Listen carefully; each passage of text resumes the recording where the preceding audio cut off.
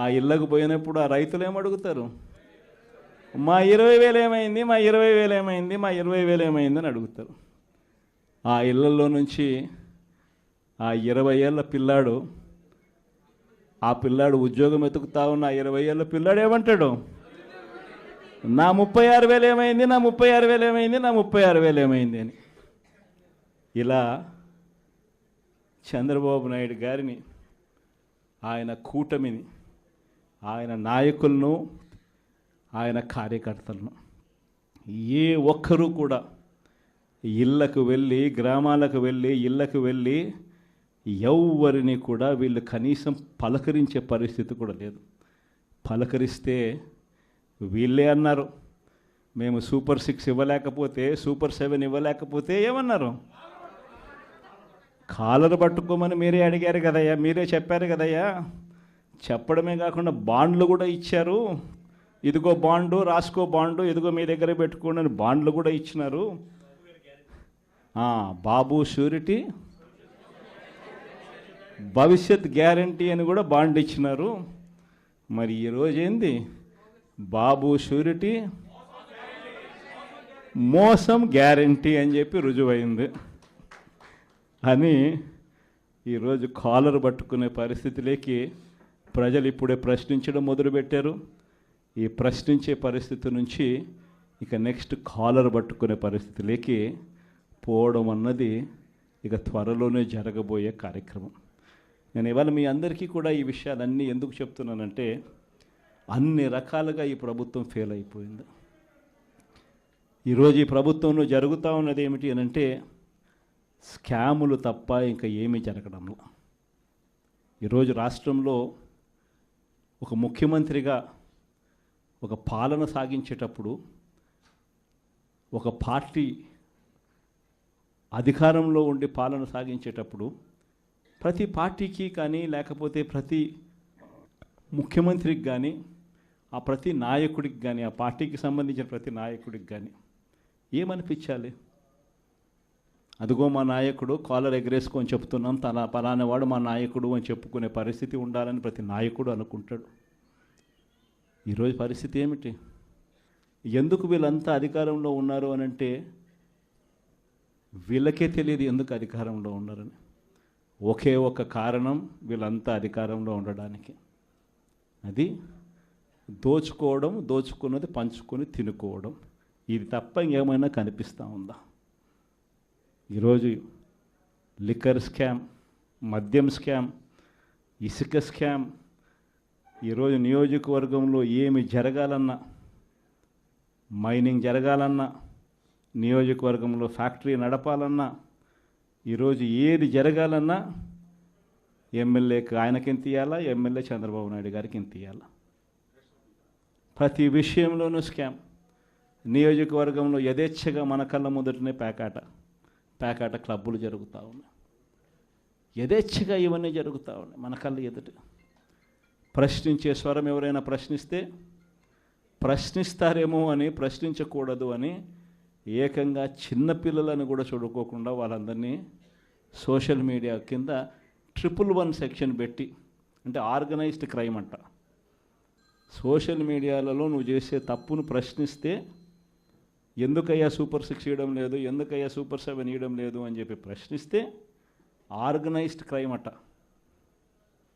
టెర్రరిస్టులకు పెట్టే crime organised crime అని పోస్టింగ్ను పెట్టిన వాళ్ళను, చిన్నపిల్లలను కూడా చూడుకోకుండా వాళ్ళందరినీ జైలులో పెట్టి 40 రోజులు, 30 రోజులు, 50 రోజులు రకరకాల స్టేషన్ల చుట్టూ తిప్పి, రకరకాల జిల్లాలన్నీ తిప్పి వాళ్ళందరినీ కూడా ఇబ్బందులు పాలు చేసే కార్యక్రమం జరుగుతూ ఉంది. కానీ ఒకటి చంద్రబాబు నాయుడు మర్చిపోతూ ఉన్నాడు. ఎప్పుడైనా కూడా మంచి పేరు తెచ్చుకొని ప్రజల్లో పాలన సాగిస్తే ప్రజలు మళ్ళీ ఎన్నుకుంటారు.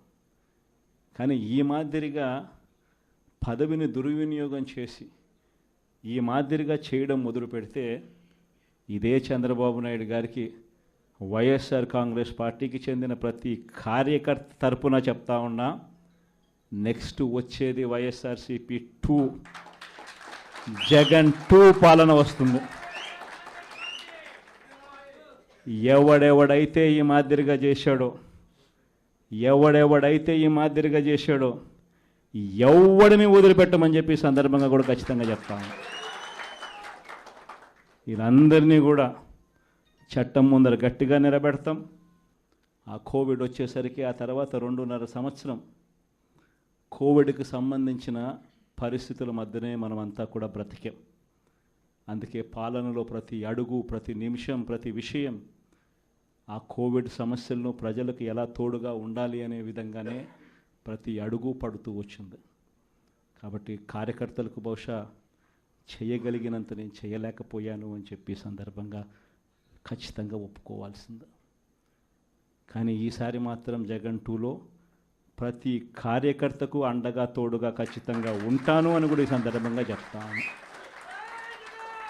ఈసారి జగన్ 2లో ప్రజలకు తోడుగా ఉంటూనే మరోవైపున కార్యకర్తలకు కూడా అండగా, వాళ్ళ ఇంటికి పెద్దన్నగా, వాళ్ళకు తోడుగా ఖచ్చితంగా ఉంటానని సందర్భంగా ఖచ్చితంగా చెప్తాను.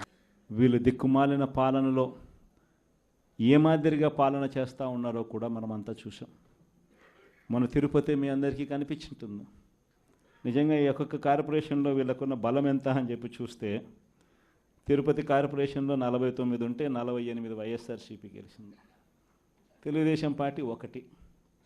ఆ 1 గెలిచిన చోట డిప్యూటీ మేయర్ వాళ్ళ మనిషి అని చెప్పి వాళ్ళు చాలా ఏదో గొప్ప కార్యము, ఘనకార్యం చేసినట్టుగా వాళ్ళు చెప్పుకుంటా ఉన్నారు. వైఎస్ఆర్సీపీ కార్పొరేటర్లు ప్రయాణం చేస్తూ ఉన్న బస్సును పోలీసుల ద్వారా వీళ్ళే అడ్డుకుంటారు. పోలీసుల ఆధ్వర్యంలో వీళ్ళే దాంట్లో ఉన్న కార్పొరేటర్లను కిడ్నాప్ చేస్తారు. మళ్ళీ వీళ్ళే ఎన్నికల్లో మేమే గెలిచాము అని చెప్పి డిప్యూటీ మేయర్లుగా మావాడే గెలిచాడు అని చెప్పుకునే కార్యక్రమం. ఆ కార్పొరేటర్లు పాపం వచ్చిన తర్వాత వాళ్ళు చెప్పిన గాథలు మీడియా సమక్షంలో మనం అంతా కూడా చూసాం. ఇదే మాదిరిగా ఏలూరు కార్పొరేషన్ 50 డివిజన్ ఉంటే అందులో 47 వైఎస్ఆర్సీపీ, తెలుగుదేశంకి వచ్చింది 3. నెల్లూరు కార్పొరేషన్ 54 డివిజన్ ఉంటే 54 వైఎస్ఆర్సీపీని. హిందూపురం మున్సిపాలిటీ బాలకృష్ణ కనిపిస్తాడు, చంద్రబాబు నాయుడు బావమరిది, ఆయన ఏదో ఘనకార్యంగా చెప్తాడు. 38 డివిజన్లు ఉంటే వైఎస్ఆర్సీపీకి 29 డివిజన్లు వచ్చినాయి. తెలుగుదేశంకి వచ్చింది కేవలం 6. దాంట్లో ఏదో పదవి వచ్చిందని చెప్పి ఘనకార్యంగా చెప్పుకుంటా ఉన్నారు. పాలకొండలో 20 ఉంటే 17 వైఎస్ఆర్ కాంగ్రెస్ పార్టీ, 3 టీడీపీ. అక్కడేమో వైఎస్ఆర్ కాంగ్రెస్ పార్టీ వాళ్ళు ఎవరిని కూడా వీళ్ళు ఒక్కరిని కూడా లాగలేకపోయారు.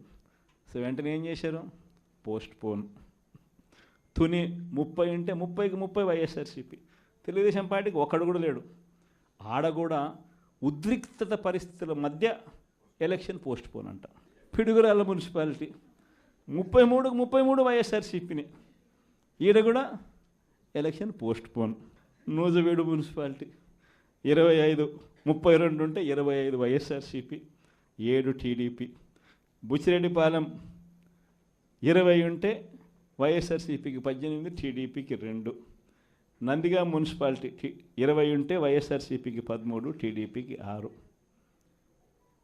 చివరికి గుంటూరులో కూడా